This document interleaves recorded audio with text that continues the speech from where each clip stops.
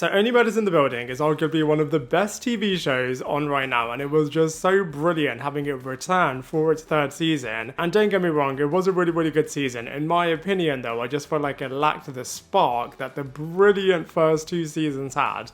I mean, it took 8 episodes to get the trio back to their magical days of solving a murder mystery. I mean, it was fine to change things up and kind of separate them and have individual storylines, but unfortunately for me, certain things just didn't work, and I think the main reason for that is that they put the theatrical production right at the center of this series, and it just cannibalized everything, as it was just such a center focus, and it just took the entire focus of the show away. And don't get me wrong, it definitely did have its moments, but I just felt like it got a little bit annoying. But now, spoiler warning, let's talk about the killer reveal. So it's finally revealed that the actual person that killed Ben Glenroy is Cliff, and I thought it was a really good, satisfying reason for why he did this, as Ben realized that the person that poisoned him with the cookie was producer Donna, who is of course Cliff's mother. So Cliff threw Ben Glenroy down the elevator shaft to protect his mother, as Ben was threatening to go to the police to get both of them imprisoned. I personally put all of the clues together in the penultimate episode, as they were just focusing so much on Loretta wanting to sacrifice everything in order to protect Dickie. So they were definitely getting the narrative out there that, you know, mothers will do anything to protect their children. And then I also put this together along with the fact that it is always the person that you least suspect, very similarly to season 2, where it was actually revealed that Becky is the person that ultimately killed Bunny. And the final few moments of season 3 really brilliantly sets up season 4, as I feel like it is going to get back to its roots with a murder taking place in the Arconia building, which I know had happened in season 3, but like I said, they were just so focused on that theatrical production in this season. But in season 4, I feel like it is just going to be so good. I just can't believe they killed Saz off. They had a little bit of a similar fake out. I feel like they always do that with Charles. It always seems as if he is going to die in every single season, but he thankfully does make it out. It does make your heart drop though, when for a couple of minutes you are thinking that he has passed away. And I'm sure that there will be loads of new characters introduced in season 4, as pretty much all of the new characters that were introduced in season 3 do kind of make their goodbyes towards the end. So I would describe season 3 as, you know, starting off really, really well and ending really, really well, but in the middle I do feel like they kind of lost their way. But like I said, they ended in a really brilliant way. So now let's go through all of the characters one by one. So Selena Gomez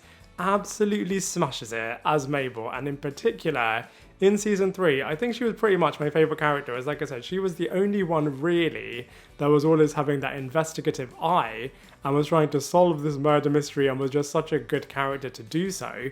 If anything, I would have loved to have seen Tina Fey's character a little bit more, and I loved it how she was trying to recruit Mabel. I did miss Oscar. I feel like he was such a brilliant character, and they didn't bring him back in season 2 or in season 3, so hopefully we'll get him back in season 4. As like I said, he was so good, but I have to say Mabel totally owned it in this season. Martin Short though, every single time he is just the ultimate scene stealer as Oliver Putnam, and he was just so brilliant in this season. I feel like this was his season, as he is of course the director of this theatrical production, and like I said, every single time he is the person that is making you burst out loud laughing, and I just love the way that he just totally throws himself quite literally into every single scene.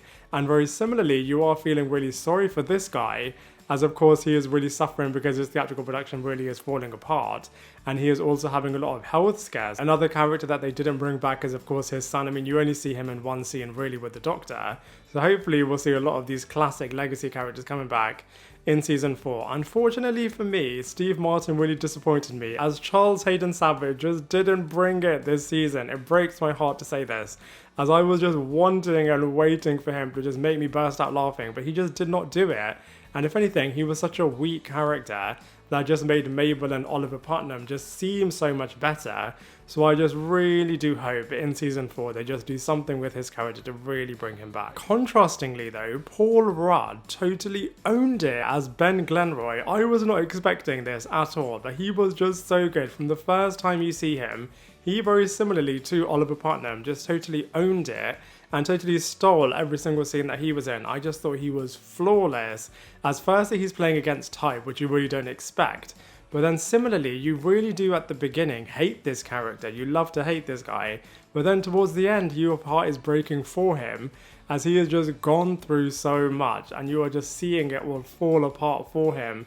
and then he does have a bit of hope right towards the end, and then this is literally thrown down the elevator shaft. So it's so tragic with this guy.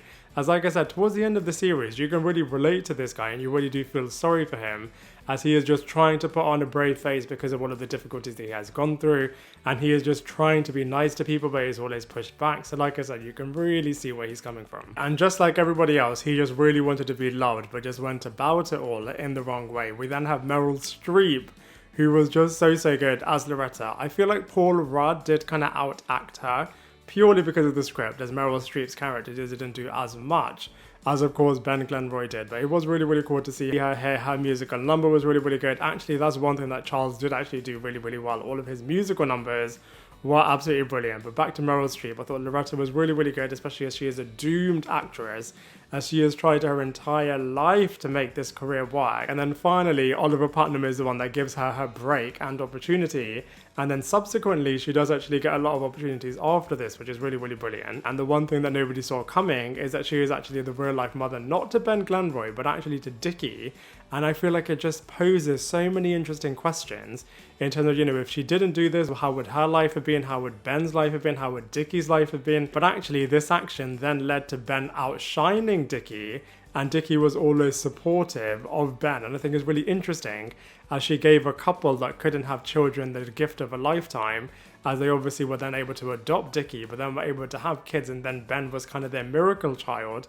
So then what does this mean for Dickie? I feel like, if anything, they should have and could have just explored that a little bit more, as Dickie could have been such a brilliant character. And then especially when he finds out the truth about Loretta, I feel like he was just fine to have her as his mother, but that could have been such emotionally rich territory that I just wish that they would have dived deeper into. We then have Howard, who is the assistant to Oliver Putnam, and he was really funny. I thought he was better in the first couple of seasons, but at least he is elevated to a series regular this time. So always brilliant seeing Norma, so it was really nice to see her here playing Maxine, the critic, that actually gives Oliver the idea to turn everything into a musical. I actually really loved Cliff and Donna as characters, and similarly to Dickie, I feel like it could have been really interesting to see them, as of course they are super rich, they are producers, and just to dive into that could have been really interesting. I know that they purposefully didn't do that, as of course they wanted the ending to be really shocking and just to build up that reveal. But as characters, they could have been really good if they were expanded upon a little bit more. However, what you do see of them is really decent. Tobert is of course the new love interest to Mabel's character. He does kind of leave towards the end of the show, so we are not going to see him again. I just feel like he didn't have that much presence, especially when he was opposite Selena Gomez, as I feel like the two of them didn't have any chemistry, especially when you compare it to her and Oscar. But I just feel like as a character, he was alright. We then have Kimber. Love the fact that Ashley is in this show. She is so good in Emily in Paris. I feel like they should have and could have done a little bit more with her too. I feel like that's the narrative that I'm going to say with all of these secondary supporting characters. I loved the fact that they gave Uma a couple of scenes. I feel like she was so funny. As a typical New Yorker, the same can't be said for Joy though. I feel like she was so annoying. And the fact that Charles kind of broke up with her, I feel like was the best thing, as like I said, she was just so irritating and didn't really bring anything, unfortunately.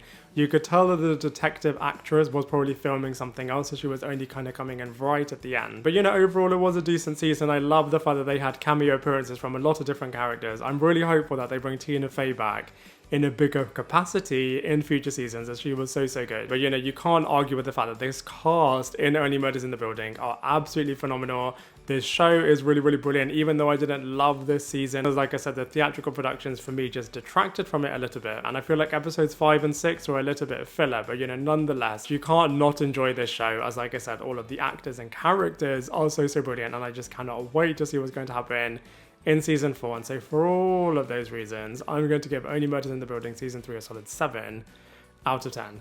Now I'd love to hear what you thought of this show, so please let me know your thoughts in the comment section below, and I look forward to seeing you in my next video.